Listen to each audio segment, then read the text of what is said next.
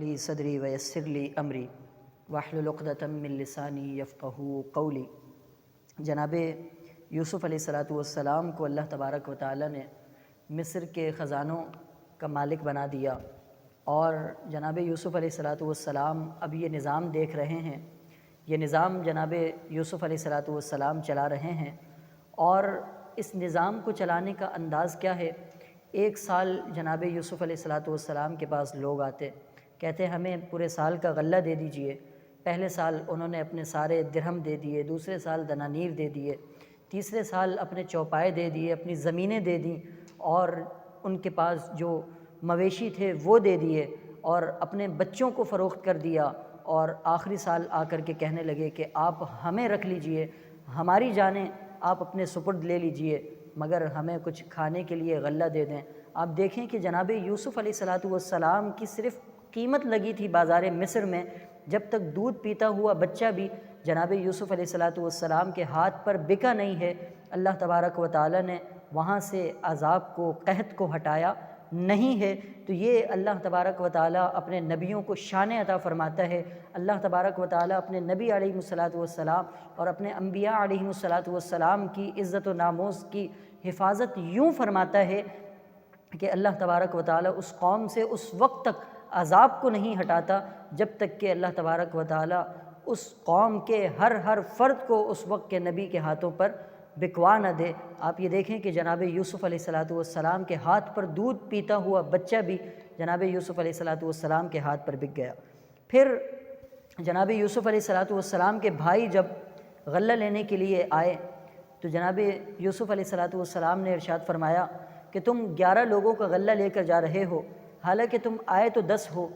وہ کہنے لگے کہ ہمارا ایک بھائی ایسا ہے کہ جن سے ہمارے والد کو بڑی محبت ہے، وہ اپنی آنکھوں سے جدا انہیں نہیں کرتے۔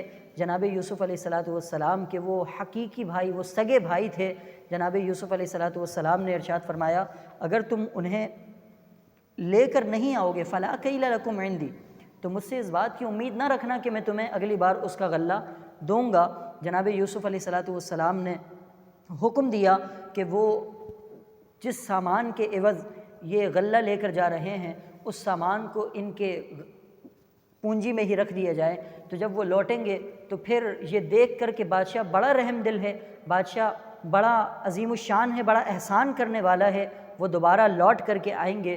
جناب یوسف علیہ السلام نے ایسا ہی کیا، اور جناب یوسف علیہ السلام نے جب یہ معاملہ اختیار کیا تو وہ کہنے لگے یا ابانا، اے ہمارے والد، اور ہمیں کیا چاہیے؟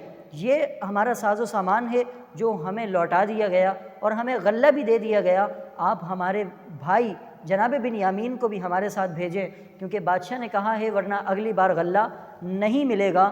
جناب یعقوب علیہ السلام کہنے لگے کیا میں تم پر یقین کر لوں جس طرح تم پر میں نے جناب یوسف علیہ السلام کے معاملے میں یقین کیا تھا؟ فرمایا میں تمہارے ساتھ نہیں بھیجوں گا۔ تو وہ کہنے لگے کہ اللہ تبارک و تعالی بہترین نگہبان ہے، اللہ تبارک و تعالی ضرور ان کی حفاظت فرمائے گا، اور ضرور ہم ان کی حفاظت کریں گے، آپ ہمارے ساتھ انہیں بھیج دیجئے۔ جناب یوسف علیہ السلام کے بھائیوں نے جب جناب یعقوب علیہ السلام سے یہ عرض کی کہ آپ انہیں ہمارے ساتھ بھیج دیں، تو جناب یعقوب علیہ السلام نے جناب بنیامین کو بھیج دیا اور فرمایا کہ لا تدخلوا من باب واحد، فرمایا کہ ایک دروازے سے تم تمام نے داخل نہیں ہونا، وادخلوا من ابواب متفرقہ، فرمایا کہ الگ الگ دروازے سے داخل ہونا۔ یہ جناب یعقوب علیہ السلام کے دل کی ایک بات تھی جو اللہ تبارک و تعالی نے پوری کر دی۔ آپ کے دل میں یہ بات تھی کہیں میرے شہزادوں کو نظر نہ لگ جائے، کیونکہ اتنے عظیم الشان، اتنے قداور لوگ اور اتنے عظیم الجثہ لوگ جب ایک دروازے سے جا رہے ہوں گے، نظر لگنے کا اندیشہ ہے، اور نظر بالحقیقت یقینی طور پر لگ جاتی ہے۔ اور نبی پاک علیہ السلام نے ارشاد فرمایا العین حق، فرمایا کہ نظر کا لگ جانا حق ہوتا ہے، اور فرمایا کہ نظر وہ ہے کہ جو انسان کو قبر تک پہنچا دیتا ہے، اور فرمایا کہ جو اونٹ کو ہانڈی تک پہنچا دیتا ہے، یعنی جب انسان کو نظر لگ جائے تو وہ بالآخر اتنا نڈھال ہوتا ہے، اس کی روح پرواز کر جاتی ہے، قبر میں پہنچ جاتا ہے، اور فرمایا کہ جب کسی جانور پر نظر لگ جاتی ہے فرمایا کہ وہ ہانڈی تک پہنچ جاتا ہے، تو نظر کا لگ جانا برحق ہے۔ جناب یعقوب علیہ السلام نے ارشاد فرمایا کہ تم الگ الگ دروازے سے داخل ہونا۔ وہ سارے بھائی الگ دروازے سے داخل ہوئے۔ جناب یوسف علیہ السلام نے کھانے کا انتظام کر لیا، ہر بھائی دوسرے کے ساتھ بیٹھ گیا، یوں دو دو کر کے 10 افراد بیٹھ گئے۔ جناب بنیامین الگ بیٹھے ہیں۔ یوسف علیہ السلام جناب بنیامین کے پاس آئے ہیں، ان کے پاس بیٹھے تو جناب بنیامین سے پوچھنے لگے کہ تمہارے بھائیوں نے کیا معاملہ کیا؟ کہا کہ میرے بھائی یہی معاملہ میرے ساتھ کرتے ہیں، یہ مجھے اکیلا چھوڑ دیتے ہیں۔ جناب یوسف علیہ السلام نے ارشاد فرمایا پریشان نہ ہو، میں تمہارا بھائی ہوں۔ کہا آپ میرے بھائی ہیں، آپ یوسف ہیں؟ کہا ہاں ہاں میں ہی یوسف ہوں۔ اب دیکھیں ملاقات جناب بنیامین کی جناب یوسف علیہ السلام سے ہو گئی۔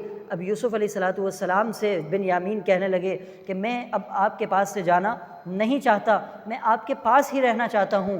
اب جناب یوسف علیہ السلام انہیں روک تو نہیں سکتے تھے، مگر ایک تدبیر اللہ تبارک و تعالیٰ نے انہیں سکھا دی۔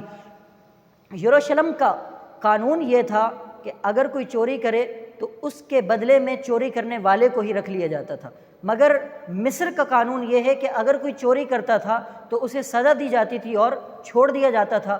جناب یوسف علیہ السلام نے جب بھائیوں کا غلہ تیار کیا تو ایک جناب بنیامین کے سامان میں آپ نے پیالہ رکھ دیا، اور جب وہ بھائی جانے لگے تو مخاطب کر کے جناب یوسف علیہ السلام کے اس غلے پر جو مامور شخص تھا وہ کہنے لگا یا ایتھا العیر، اے قافلے والو انکم لسارقون، کہ تم چوری کرنے والے ہو، یہاں سے بادشاہ کا پیمانہ چوری کر کے لے جا رہے ہو۔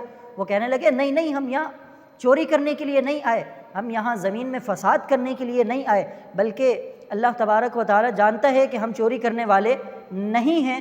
تو جناب یوسف علیہ السلام نے ارشاد فرمایا کہ اس بندے کی کیا سزا ہو جس کے سامان میں سے یہ غلہ میرا یہ پیمانہ نکل آئے۔ اب اگر جناب یوسف علیہ السلام آپ علم دیکھیں، جناب یوسف علیہ السلام کی نالج دیکھیں، اگر آپ یہ کہتے کہ میرے اس مصر کے مطابق جو قانون بنتا ہے وہ سزا دی جائے تو جناب بنیامین کو تو اپنے پاس روک نہیں سکتے تھے۔ آپ نے ان سے دریافت کیا کہ بتاؤ اس بندے کی سزا کیا ہونی چاہیے کہ جو تم میں سے چوری کرے؟ تو وہ کہنے لگے جزاؤہ من وجد فی رحلی فہو جزاؤہ، فرمایا جس بندے کے سامان سے یہ نکلا ہے اسے رکھ لیا جائے، یہی ہمارے یہاں قانون ہے، کذالک نجزی الظالمین، یہی سزا ہمارے یہاں ظالموں کو دی جاتی ہے۔ تو جب سامان کو کھولا گیا تو جناب بنیامین کے پاس سے وہ پیمانہ نکل آیا۔ اب آپ یہ اللہ کی حکمت دیکھیں، اللہ تبارک و تعالیٰ کی قدرت دیکھیں کہ جناب یعقوب علیہ السلام سے پختہ وعدہ کر کے آئے تھے کہ ہم بنیامین کو ساتھ لے کر آئیں گے، مگر قدرت کا کرنا یہ ہوا کہ جناب بنیامین نے کہا کہ میں آپ کے ساتھ ہی رہنا چاہتا ہوں، اور جناب یوسف علیہ السلام نے یروشلم کے قانون کے مطابق جناب بنیامین کو اپنے پاس رکھ لیا۔ پھر ان کے بھائی یہ کہنے لگے کہ آپ ہمارے میں سے کسی بندے کو رکھ لیں مگر بنیامین کو ہمارے ساتھ جانے دیں، ہمارے والد ہم سے بڑا خفا ہو جائیں گے۔ جناب بنیامین کے ساتھ پھر کیا معاملہ ہوا انشاءاللہ تبارک و تعالی ہم آپ کے ساتھ بیان کریں گے۔